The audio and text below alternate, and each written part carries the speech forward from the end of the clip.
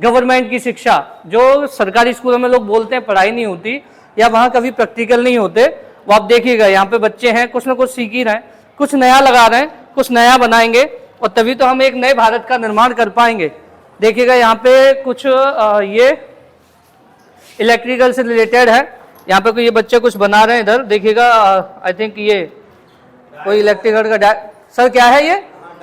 अच्छा डायोड वाला है। और सर इसे क्या बोलते हैं? इधर दिखाइएगा, ये ट्रांजिस्टर है। PNP transistor, NPN transistor. अच्छा पीएनपी और एनपीएन, ये आपके सेल और वो अच्छा सेल्स हैं, जो पॉजिटिव नेगेटिव वाला सेल ना। अच्छा अच्छा अच्छा। और प्रतिरोध बॉक्स वगैरह अच्छा आपका मीटर है और इसकी सहायता से हम इसका आंतरिक प्रतिरोध ज्ञात कर रहे हैं। सभी को दिखाइएगा, सभी बच्चों को एक बार। और देखिए यहाँ पे जो एक्सपेरिमेंट चल रहा है, लोग पहले बोलते थे ना गवर्नमेंट कॉलेज में कुछ पढ़ाई नहीं होती, ये उन लोगों के लिए एक सबक है कि उन लोगों के लिए एक शिक्षा है जो अपने बच्चों को सरकारी स्कूल में जाने से रोकते हैं या ये कहते हैं कि सरकारी स्कूल में पढ़ाई नहीं होती। आप अपनी आंखों से देखिएगा, ये है हमारे राष्ट्रीय इंटर कॉलेज का शिक्षा का स्तर। और यहाँ पे बहुत सारे वीडियो जो मैंने बनाए हैं, बहुत सारी चीजें मैंने आपको बताई हैं, आगे भी बताऊंगा। यहाँ पे स्पोर्ट्स से लेकर के और एक्सपेरिमेंट तक सारी चीजें यहाँ पे बच्चों को सिखाई जाती हैं। तो आपका जो बच्चों का फ्यूचर है वो बहुत ही उज्जवल है। आप अपने सभी बच्चों को राष्ट्रीय इंटर कॉलेज में भेजें, यहाँ की शिक्षा व्यवस्था को एक बार आप आके खुद चेक करें। और यहाँ पे ये जो जितने सारे बदलाव किए गए हैं वो यहाँ के प्रिंसिपल हैं श्री राजवीर सिंह सर। उन्होंने जब से अपना एक पदभार संभाला है एज ए प्रिंसिपल, तब से यहाँ पे शिक्षा का स्तर सबसे हाई है।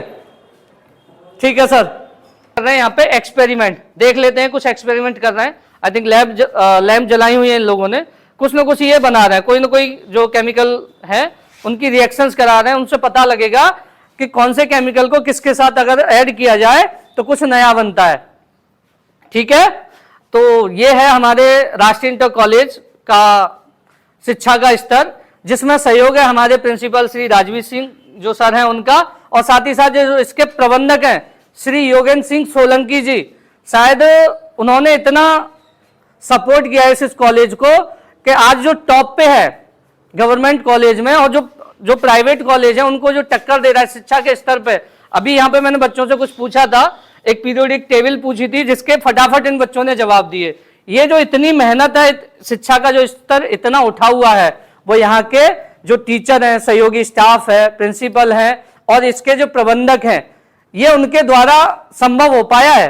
तो मैं सभी क्षेत्र के लोगों से जो इस वीडियो को देख रहे हैं, मैं सभी से रिक्वेस्ट करूंगा कि अपने बच्चों को वो पहले वाली शिक्षा व्यवस्था नहीं रही कि राष्ट्रीय इंटर कॉलेज में भेजेंगे, गवर्नमेंट कॉलेज में भेजेंगे, वहां हमें कुछ सीखने को नहीं मिलेगा। आज का जो स्तर है पहले के शिक्षा के स्तर से बहुत हाई है। यहाँ आपको स्पोर्ट्स के बहुत सारे यहाँ पे गेम होते हैं, आपको लैब मिल ही रही है, बायोलॉजी की लैब मिल ही रही है, इलेक्ट्रिकल लैब मिल ही रही है। शिक्षा का जो स्तर है सबसे बेस्ट है। तो इसी के साथ ही मैं हूँ राष्ट्रीय इंटर कॉलेज निधौली कला के एक लैब में, जिसमें बहुत सारे स्टूडेंट खड़े हुए हैं।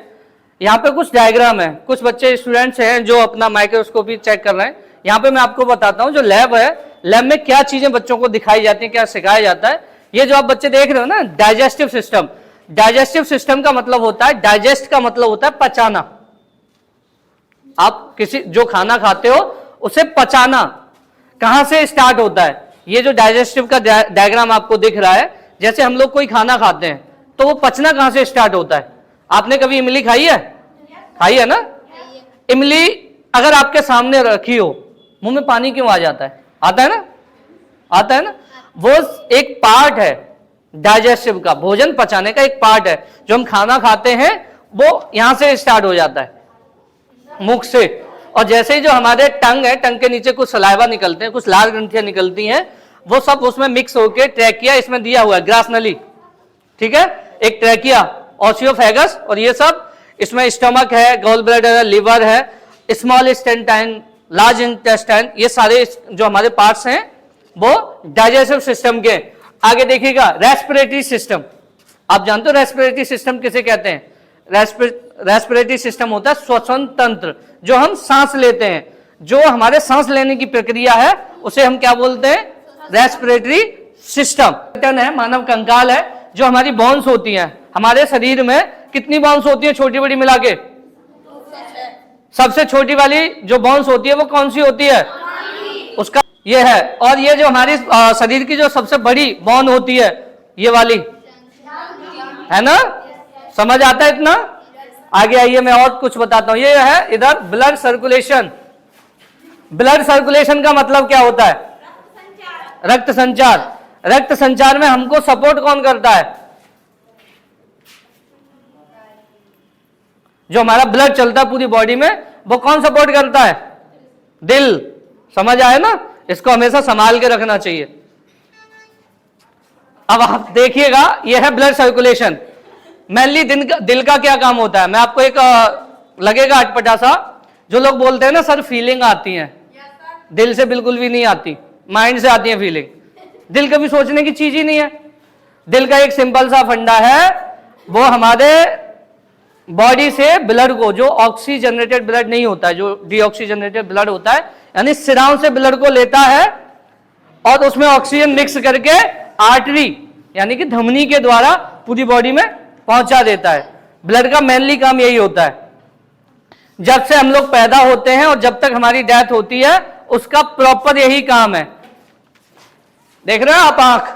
ये जो पार्ट आप देख रहे हो, ये हमारे सामने का, जैसे हम लोग बोलते हैं आंख की पुतली बोलते हैं ना हिंदी में, ये वो वाला पार्ट है।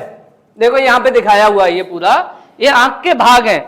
आपने कभी चीज देखी है कि शीशा में हर चीज उल्टी क्यों दिखाई देती है? सेम ऐसा हमारे यहाँ भी होता है। जब हम लोग किसी चीज को देखते हैं तो उसका जो प्रतिबिंब है वो अपोजिट पड़ता है। जब ये जिंदगी की एक ऐसी चीज है, इसको सबसे ज्यादा सेफ रखना चाहिए। इसमें जो मैं अभी आपको 5 मिनट पहले बताऊंगा उधर चल के, कि हार्ट को हम किस तरह से सेफ रख सकते हैं।